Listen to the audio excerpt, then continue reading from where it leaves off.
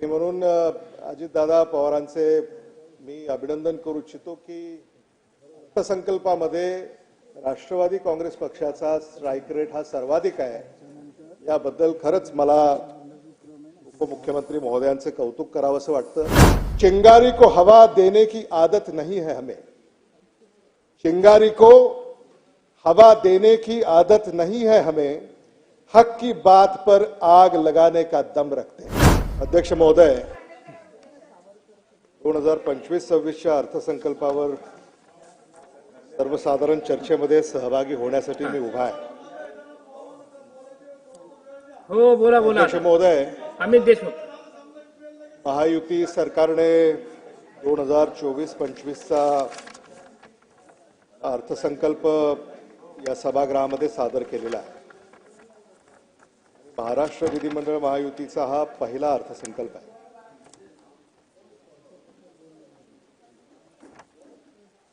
राज्याचे उपमुख्यमंत्री आणि सन्माननीय अर्थमंत्री आदरणीय अजितदादा पवार साहेब या ठिकाणी उपस्थित आहेत आणि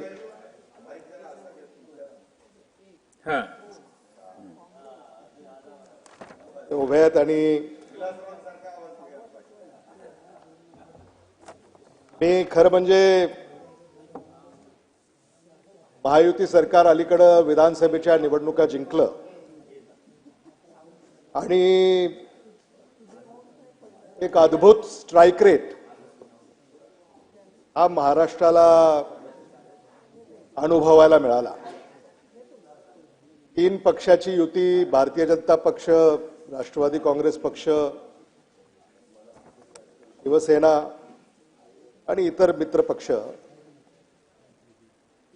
आणि महाराष्ट्राच्या निवडणुकींच्या इतिहासामध्ये यापूर्वी कधीही प्राप्त झालं नाही एवढं बहुमत महायुती सरकारला या ठिकाणी मिळालेलं आपण पाहिलं।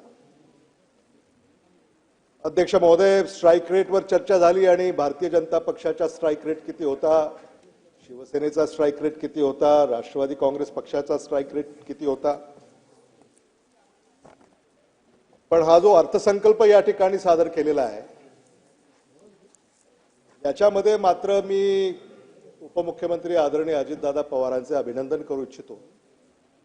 कारण या अर्थसंकल्पामध्ये राष्ट्रवादी काँग्रेस पक्षाचा स्ट्राइक रेट हा सर्वाधिक आहे असं आपल्याला जाणवतं।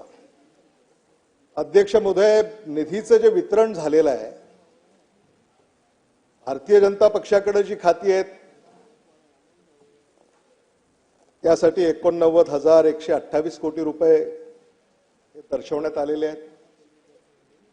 राष्ट्रवादी काँग्रेस पक्षाकडे जी खाती आहेत त्याला 56,563 कोटी रुपये हे दर्शवण्यात आलेले आहेत। मात्र शिवसेनेकडे जे खाते आहेत त्याला फक्त 41,606 कोटी रुपये दर्शवण्यात आलेले आहेत।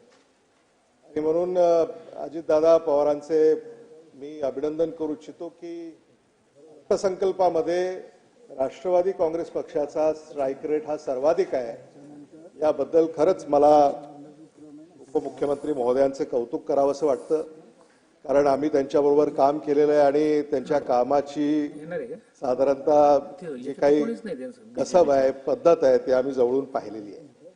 अध्यक्ष महोदय, आपल्या माध्यमातून सरकारला माझी अशी विचारणा आहे की हा निधी तर वितरित करण्यात आला आणि जवळपास 232 विधानसभा सदस्य हे सत्ता पक्षाकडे आहेत आणि 50-51 विरोधी पक्षाकडे आहेत। मात्र आता एवढं बहुमत मिळाल्यानंतर राज्य सरकारकडनं किंवा महायुती सरकारकडनं कुठलाही दुजाभाव हा विधानसभा क्षेत्रामध्ये करण्यात येणार नाही अशी एक माफक अपेक्षा या निमित्तानं आपल्या माध्यमातून मी या ठिकाणी उपस्थित करू इच्छितो। शेवटी अर्थसंकल्प ज्या पैशावर तयार होतो ते पैसे कर स्वरूपामध्ये महाराष्ट्रातली सामान्य जनता महाराष्ट्राच्या तिजोरीमध्ये त्याचा भरडा करत असते आणि म्हणून हा जो निधी या ठिकाणी उपलब्ध होतो या निधीचं जे विवरण आहे ते विवरण अतिशय पारदर्शक पद्धतीनं या पुढच्या काळामध्ये होईल अशी अपेक्षा या निमित्तानं मला या ठिकाणी करावीशी वाटते. लाडकी बहीण योजना याची चर्चा या सभागृहामध्ये बऱ्याच वेळेला झाली आणि पुन्हा एकदा ही मागणी या निमित्तानं मी अर्थमंत्र्यांना आणि उपमुख्यमंत्र्यांना करू इच्छितो की ज्या लाडक्या बहिणींना तुम्ही पात्र केलं आणि योजना मंजूर केली आणि लाडक्या बहिणींच्या खात्यामध्ये डायरेक्ट बेनिफिट ट्रान्सफर करण्यात आला, आता त्यांना मात्र कृपा करून अपात्र करू नका ही माझी सरकारला अध्यक्ष महोदय आपल्या माध्यमातून कळकळीची विनंती आहे. नाहीतर मग त्या लाडक्या बहिणींच्या बरोबर धोका केल्यासारखं होईल. म्हणजे निवडणुकीमध्ये आम्ही अनेक भाषणं ऐकली, जे अर्ज करतील त्या लाडक्या बहिणींना निधी दिला जाईल, मदत केली जाईल. पण आता काही कारण दाखवून एखाद्या योजनेमध्ये त्या लाडक्या बहिणीला जर लाभ मिळाला असेल तर मग या योजनेमध्ये तो लाभ आता देता येणार नाही. अशी जी काही सरकारची भूमिका आहे ती सरकारची भूमिका ही योग्य नाही आहे, हे देखील मला या माध्यमातून आपल्याला या ठिकाणी सांगावंसं वाटतं. अध्यक्ष महोदय, महाराष्ट्र आता थांबणार नाही, विकास आता लांबणार नाही, याचं आम्ही स्वागत करतो अध्यक्ष महोदय. आणि म्हणून मगाशी जे मी म्हणालो की या महाराष्ट्राला देखील आता महायुती सरकारनं आता पक्षीय अभिनिवेश बाजूला ठेवून महाराष्ट्राकडे आणि महाराष्ट्राच्या विकासाकडे पाहण्याची आवश्यकता आहे. आणि म्हणून सत्ता पक्षाला न्याय देत असताना विरोधी पक्षाकडे अन्याय होणार नाही किंवा दुर्लक्ष होणार नाही याची सुद्धा काळजी अध्यक्ष महोदय आपल्या माध्यमातून घेतली पाहिजे, हे देखील या ठिकाणी मुद्दामून मला आपल्या पुढे मांडावंसं वाटतं.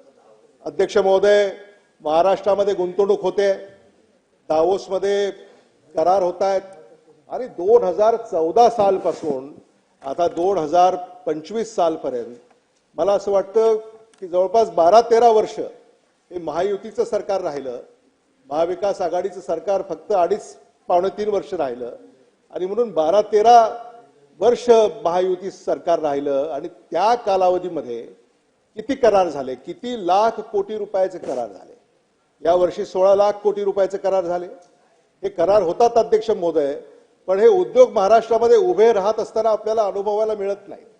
अगदी लातूरमध्ये आम्ही गेल्या 15 वर्षामध्ये एखादा नवा उद्योग उभा राहिलाय असं काही उदाहरण आम्ही पाहिलेलं नाही. लातूरच काय, मग संभाजीनगर असेल, नांदेड असेल, बीड असेल, परभणी असेल, धाराशिव असेल, किंबहुना विदर्भातले सगळे जिल्हे असतील, अमरावती असेल, अकोला असेल, बुलढाणा, वाशिम, उत्तर महाराष्ट्रामध्ये सुद्धा जळगाव आहे, या भागामध्ये उद्योग उभे राहिलेले अध्यक्ष महोदय आम्ही पाहिलेले नाहीत. आणि म्हणून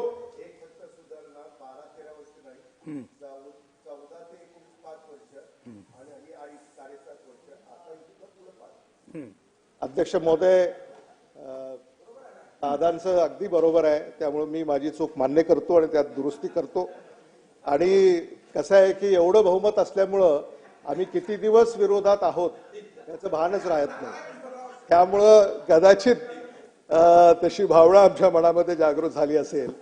पण ह्या ज्या गुंतवणुकी आहेत अध्यक्ष महोदय, 16 लाख कोटी रुपयाचे करार यावर्षी झाले, याच्या अगोदर 5 लाख कोटी रुपयाचे करार झाले. याची एक श्वेतपत्रिका अध्यक्ष महोदय सभागृहाच्या समोर आपण मांडली पाहिजे, कारण महाराष्ट्राला कळालं पाहिजे की करार किती होतात, गुंतवणुकी किती होतात आणि खऱ्या अर्थानं हे उद्योग किती उभे राहतात, त्यातनं बेरोजगारी किती दूर होते, नोकऱ्या किती मिळतात आणि दरडोई उत्पन्न किती वाढतं. आणि महाराष्ट्र जो आपण आता थांबणार नाही म्हणतो, काल परवाचं एक सर्वेक्षण आहे त्याच्यामध्ये आता आम्हाला असं समजलं की महाराष्ट्र आता कर्नाटकाच्याही मागे गेलाय. काल परवाचं सर्वेक्षण आहे. आणि म्हणून उत्तरामध्ये महाराष्ट्राचा क्रमांक काय आहे सरकारकडनं आम्हाला सांगण्यात येईल, हे देखील या निमित्ताने या चर्चेमध्ये मला उपस्थित करावंसं वाटतं.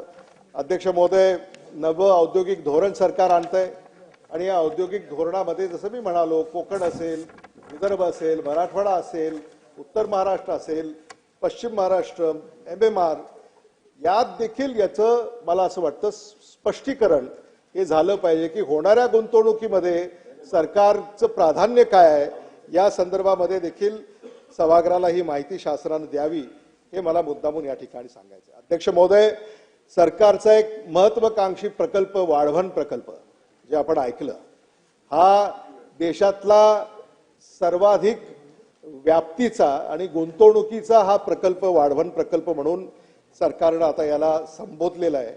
अध्यक्ष महोदय, केंद्र सरकार, राज्य सरकार एकत्रितपणे गुंतवणूक करून हा प्रकल्प उभा करतायत. मला फक्त आपल्या माध्यमातून सरकारला हे विचारायचं आहे की हा प्रकल्प सरकारीच राहणार आहे का याचं खाजगीकरण होणार आहे, याचं देखील स्पष्टीकरण सरकारनं आपल्या उत्तरामध्ये दिलं पाहिजे. अध्यक्ष महोदय, नवी मुंबई विमानतळ सुरू होत आहे ही आनंदाची बाब आहे, पण नवी मुंबई विमानतळाचं नामकरण अजून झालेलं नाही.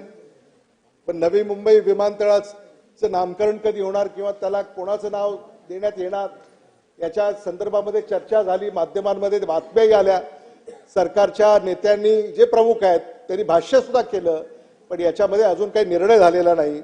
आणि म्हणून त्या संदर्भामध्ये काय निर्णय होतोय याकडे देखील आमचं लक्ष आहे. आणि नवी मुंबई विमानतळ विकसित झाल्यानंतर राज्यातले अशा अनेक विमानतळ आहेत ते विकसित होणं गरजेचं आहे.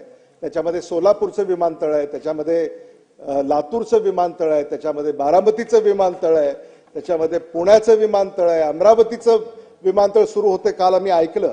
अध्यक्ष महोदय, हे सगळे जे विमानतळ आहेत हे रिलायन्स कंपनीकडे आहेत. अनिल अंबानी यांची जी रिलायन्स कंपनी आहे त्यांच्याकडे हे 5 राज्यातले विमानतळ आहेत, पण ते राज्य सरकार काढून घेणार आहे अशी चर्चा आहे. अध्यक्ष महोदय, काढून घेणार आहेत अशी चर्चा, अजून त्याच्यावरती काही स्पष्ट अजून काही पावलं उचललीत असं वाटत नाही. पण माझी अशी आपल्या माध्यमातून सरकारला विनंती आहे की हे जे सगळे MIDCचे विमानतळ आहेत हे आता आपण एअरपोर्ट अथॉरिटी ऑफ इंडियाला वर्ग करणार का, आणि ते केले पाहिजेत. एअरपोर्ट अथॉरिटी ऑफ इंडियाकडे जर ते वर्ग केले तर मला असं वाटतं तिथे विमान सेवा सुरू होईल, कार्गो सेवा सुरू होईल आणि त्या निमित्तानं गुंतवणूकही त्या परिसरामध्ये मोठ्या प्रमाणामध्ये होईल आणि प्रवासी वाहतूक जी विमानाने व्हायची आहे त्याला देखील या ठिकाणी चालना मिळेल. अध्यक्ष महोदय, आम्ही प्रकल्पाच्या संदर्भामध्ये उपमुख्यमंत्री अजितदादा पवारांच्या भाषणामध्ये आणि जे अर्थसंकल्प त्यांनी सादर केला याच्यामध्ये बुलेट ट्रेन ऐकली, रिंग रोड, त्याच्यानंतर टनल्स, हायवेज, एक्सप्रेसवेज. अध्यक्ष महोदय, आपल्या माध्यमातून मला सरकारला हे विचारायचे की हे सगळं करण्यासाठी पैसा कुठून येणार आहे, पैसा कसा उभा करणार आहेत, आणि जो पैसा ते उभा करणार आहेत याला राज्य सरकार हमी देणार आहे का, आणि जर हमी देणार असेल तर मग हा जो अर्थसंकल्प दादा आपण सादर केला आहे हा सगळा पैसा आणि हा सगळा जो बोजा आहे या अर्थसंकल्पामध्ये त्याचा अंतर्भाव हा आपण केलेला आहे का नाही हे देखील आपल्या भाषणातनं आम्हाला समजून घ्यायचं आहे. हे मला मुद्दामून या ठिकाणी सांगायचं आहे. अध्यक्ष महोदय, कृषी क्षेत्र, महाराष्ट्र हे कृषी प्रधान राज्य आहे आणि आपल्याला कल्पना आहे मराठवाडा, विदर्भ, पश्चिम महाराष्ट्रामध्ये आणि कोविड काळामध्ये विशेषतः सगळ्या व्यवस्था कोलमडल्या, पण कृषी व्यवस्था अध्यक्ष महोदय कोलमडली नाही. आणि त्या काळामध्ये महाराष्ट्राचं जे उत्पन्न होतं, दादा आपण हे मान्य कराल आणि आपणही स्वतः हे सांगितलंय की महाराष्ट्राचं जे उत्पन्न होतं त्याच्यामध्ये कृषी याचा वाटा सर्वाधिक होता हे आपल्याला माहिती आहे. आणि म्हणून राज्यामध्ये जे काही कृषी उद्योग आहेत, मग त्याच्यामध्ये साखर उद्योग असेल, त्याच्यामध्ये तेल उद्योग असेल, डाळ उद्योग असेल, प्रक्रिया उद्योग असेल, आता या सगळ्या उद्योगांना शेतीमाल वाहून न्यावा लागतो दादा.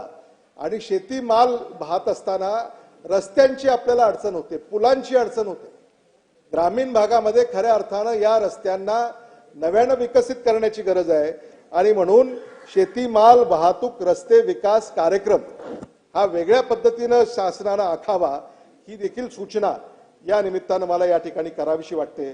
सोयाबीन हमी भावाने त्यांनी खरेदी केला, पण किती खरेदी केला हा सुद्धा महत्वाचा मुद्दा आहे. 11,21,000 क्विंटल टन त्यांनी खरेदी केला, पण 50 ते 60 लाख मेट्रिक टन सोयाबीन हा शेतकऱ्यांकडेच आहे, तो काही मात्र खरेदी केला नाही. अध्यक्ष महोदय, सोयाबीन खरेदीसाठी वेळापत्रक का जाहीर करावं लागतं शेतकऱ्यासाठी? म्हणजे ही तारीख आहे एवढ्यातच तुम्ही आता हे सोयाबीन विका आणि मग त्याला बारदाना मिळत नाही, मग तो वजन करायला वेळ लागतं, त्या चालण्या करायला वेळ लागतं.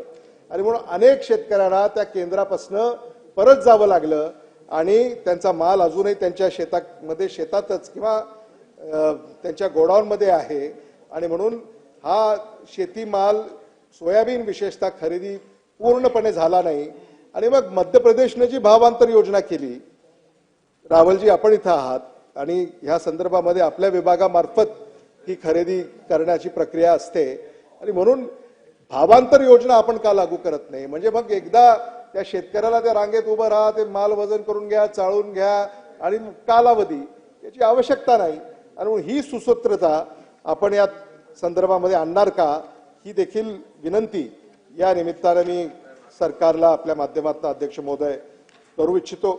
शक्तीपीठ महामार्ग होतोय, तो एक महत्वाकांक्षी प्रकल्प आणि याला विरोध होतोय. आजही विधिमंडळाच्या बाहेर आझाद मैदानावर शक्तीपीठ महामार्गाला विरोध करणारे अनेक शेतकरी त्या ठिकाणी उपस्थित आहेत आणि म्हणून त्यांना विश्वासात घेतल्याशिवाय शक्तीपीठ महामार्ग करू नये अशी एक सूचना अध्यक्ष महोदय आपल्या माध्यमातून मी सरकारला करू इच्छितो. अध्यक्ष महोदय, मराठवाडा वॉटर ग्रिड मुख्यमंत्री महोदयाने एक महत्वाकांक्षी प्रकल्प म्हणून याला घोषित केलेला आहे. मला असं वाटतं दादा, तुम्ही जर याच्याकडे लक्ष दिलं तर या प्रकल्पाला अधिक गती मिळेल आणि आता आपण मराठवाड्यामध्ये पालकमंत्री म्हणून सुद्धा एक जिम्मेदारी स्वीकारलेली आहे. बीडचे पालकमंत्री म्हणून आपण जबाबदारी स्वीकारलेली आहे आणि मराठवाडा वॉटर ग्रिड बीड जिल्ह्याला देखील याचा खूप उपयोग या ठिकाणी होणार आहे आणि म्हणून माझी आशा आहे की मराठवाडा वॉटर ग्रिड या 5 वर्षामध्ये महायुती सरकारनं आपल्या माध्यमातून पूर्ण करावा, जेणेकरून अध्यक्ष महोदय मराठवाड्यामध्ये काही मेट्रो होणार नाही किंवा रिंग रोड होणार नाही किंवा एखादा टनल होणार नाही. आपण एवढ्या कोट्यावधी रुपयाच्या योजना अगोदर पाणी आणि मग त्याच्यानंतर मला असं वाटतं त्या प्रकल्पाकडे आपण वळूया. पण दादा, पिण्याचं पाणी आम्ही मागतोय हे मला आवर्जून सभागृहाचं लक्ष वेधू इच्छितो. फक्त लातूरच नाही, मराठवाड्यामधले जे सगळे जिल्हे आहेत आणि सगळे आमदार मला असं वाटतं याच्यामध्ये सहमत होतील की पाणी मराठवाड्याला जो दुष्काळी भाग आहे याला न्याय द्यायचा असेल तर मराठवाडा वॉटर ग्रिड ही योजना मुख्यमंत्री महोदयांनी आणि उपमुख्यमंत्री महोदयांनी या 5 वर्षामध्ये पूर्ण करावी अशी सूचना या निमित्तानं मी या ठिकाणी देऊ इच्छितो. विजेच्या दराच्या संदर्भामध्ये अध्यक्ष महोदय, महाराष्ट्रामध्ये वीज खात्याच्या सुद्धा कालच मुख्यमंत्री महोदयांनी सभागृहामध्ये सांगितलं की 70,000 कोटी रुपये हे काही येणं आहे किंवा कर्जाचा बोजा आहे आणि म्हणून दादा, वीज खात्याचे जे काही देणे आहेत किंवा येणे आहेत किंवा जे काही पैसे वीज खातं उभं करतं किंवा ज्या अनेक कंपन्या सरकारच्या जे पैसे उभे करतात त्याचा अंतर्भाव या अर्थसंकल्पामध्ये नाही आहे अध्यक्ष महोदय. आणि मग तो देखील बोजा याला सरकारनं हमी घेतली आहे, तो सुद्धा या महाराष्ट्राच्या तिजोरीवर आहे, त्याच्याकडेही लक्ष दिलं पाहिजे. आज अध्यक्ष महोदय, महाराष्ट्रामध्ये जे विजेचे दर आहेत या देशामध्ये सर्वाधिक आहेत, उच्चांकी, आणि याच्याकडेही आपण लक्ष दिलं पाहिजे की महाराष्ट्रामध्ये मग शेतकरी असेल किंवा घरगुती वीज ग्राहक असेल, वाणिज्य वीज ग्राहक असेल, औद्योगिक वीज ग्राहक असेल, याला देशातले सर्वाधिक विजेचे दर आपण आकारतो, याकडे देखील माझं आपल्या माध्यमातून मी लक्ष वेधू इच्छितो. वस्त्र उद्योगाचं धोरण या ठिकाणी तयार होतंय, मराठवाडा विदर्भाकडे अधिक लक्ष द्यावं. बांबू लागवड हे लातूरला आपण केंद्र केलंय पण अजूनही त्याच्यामध्ये काही फारशी प्रगती होत नाही, त्यामुळे बांबू लागवडीच्या संदर्भामध्ये अधिक आकर्षक योजना अध्यक्ष महोदय शासनानं ही करण्याची गरज आहे. घरकुल योजनेचा निधी वाढवलाय अध्यक्ष महोदय, पण अध्यक्ष महोदय दादा, शहरामध्ये जर एखादं घरकुल बांधायचं असेल तर त्याची एक किंमत आहे आणि ग्रामीण मध्ये बांधायचं असेल तर त्याची एक आहे, त्याच्यामध्ये तफावत आहे. 1,00,000-1.5 लाखाचा फरक आहे. ग्रामीण मध्ये 1.5 लाखामध्ये आणि शहरामध्ये 2.5 लाखामध्ये. आणि म्हणून ही जी तफावत आहे, ग्रामपंचायतीचं असं म्हणणं आहे की ही तफावत दूर केली पाहिजे आणि कारण दर तेवढेच आहेत, त्यामुळं याच्याकडे मी आपलं लक्ष वेधू इच्छितो. न्यायालय आपण उभे करताय सगळीकडे आणि लातूर जिल्हा न्यायालयाच्या विस्ताराच्या इमारतीसाठी सुद्धा निधी आपल्याला हवाय. त्याचबरोबर RT राईट टू एज्युकेशन, दादा, राईट टू एज्युकेशन मध्ये आपण प्रवेश दिले. आता प्रत्येक शाळेमध्ये 25% वर्गाच्या खोलीमध्ये आता राईट टू एज्युकेशनचे विद्यार्थी येतात, पण त्याची जी काही फी आहे ती शासनाने अजून अदा केलेली नाही आहे. 2400 कोटी रुपये अध्यक्ष महोदय राज्य सरकारनं या अनेक शाळांमध्ये राईट टू एज्युकेशन अंतर्गत जे प्रवेश देण्यात आले त्याचे पैसे देणं बाकी आहे आणि याकडं मग तसा आदेश अध्यक्ष महोदय दादानी काढावा आणि मला असं वाटतं की मग ते सोयीचं आणि सोपं होईल. पण हे देखील पैसे या संदर्भामध्ये सरकारनं विचार करण्याची गरज आहे. एवढंच नाही तर मेडिकल, इंजिनिअरिंग, आर्किटेक्चर, इतर जे काही हायर टेक्निकल एज्युकेशनचे कोर्सेस आहेत त्याचा जो फीचा मोबदला आहे तो वर्षानुवर्ष दिला जात नाही. अध्यक्ष महोदय, कोट्यावधी रुपयाची या संस्थांची थकबाकी आहे आणि मग होतं काय की ते व्याज वाढत राहतं आणि मग येणाऱ्या काळामध्ये तो जो भुर्दंड आहे तो विद्यार्थ्यांच्या डोक्यावर बसतो. आणि म्हणून जे काही शुल्क आपल्याला द्यायचं आहे ते दरवर्षी जर राज्य सरकार देऊ शकलं तर मला असं वाटतं की शिक्षणाचा जो काही खर्च त्या सामान्य कुटुंबातल्या मुलामुलीवर येतोय त्याच्यातही सवलत त्याला मिळू शकेल. हे मला मुद्दामून या ठिकाणी अध्यक्ष महोदय सांगायचंय. त्याचबरोबर अध्यक्ष महोदय, महिलांच्या बाबतीमध्ये आता लोकसभेमध्ये महिला आरक्षण आता सादर केलं, ते पारित केलं, ते लागू होईल. विधानसभेमध्ये ते होणार आहे का हे देखील आम्हाला सरकारकडनं समजून घ्यायचंय. आणि मग हे जर आरक्षण लागू होणार असेल तर ते कसं आणि केव्हा परत डिलिमिटेशन अध्यक्ष महोदय होणार आहे याची आम्ही चर्चा करतोय. आपल्या प्रत्येकाच्याच मनामध्ये आणि डोक्यामध्ये डिलिमिटेशनच्या संदर्भामध्ये काही शंका कुशंका आहेत. केव्हा होणार, काय होणार, कोणी म्हणतं 2026ला होणार, कोणी म्हणतं 2031ला होणार. त्यामुळं राज्य सरकारची काय तयारी आहे. आणि अध्यक्ष महोदय, समजा महिला आरक्षण लागू झालं तर इथं 288 आमदार यांच्यासाठी आसन व्यवस्था आहे, 383 आमदार होतील. लोकसभेमध्ये जर खासदारांची संख्या वाढणार असेल आणि विधानसभेमध्ये जर आमदारांची संख्या वाढणार असेल तर 383 आसनाची व्यवस्था विधान भवनामध्ये करावी लागेल. विधान परिषदेमध्ये होणार आहे का याच्याबद्दल अजून स्पष्टता नाही आहे. आणि म्हणून उत्तरामध्ये या संदर्भामध्ये सुद्धा आपल्याला काही सरकारकडनं या विषयी त्यांनी आम्हाला माहिती द्यावी अशी एक विनंती या ठिकाणी करणार आहे. अध्यक्ष महोदय, दादा, आपल्याला या निमित्तानं लातूर जिल्ह्यामध्ये निधी अभावी विकासाची कामं रखडलेली आहेत. म्हणजे निधी दिलेला आहे पण तो थोडासा दिलेला आहे. आता जी कामं पूर्ण करायची आहेत, मला असं वाटतं की लातूरच नाही तर राज्यातल्या जिथं आपण निधी दिलाय आणि आता निधी अभावी कामं रखडलेली आहेत त्याला पहिल्यांदा निधी सरकारनं दिला पाहिजे.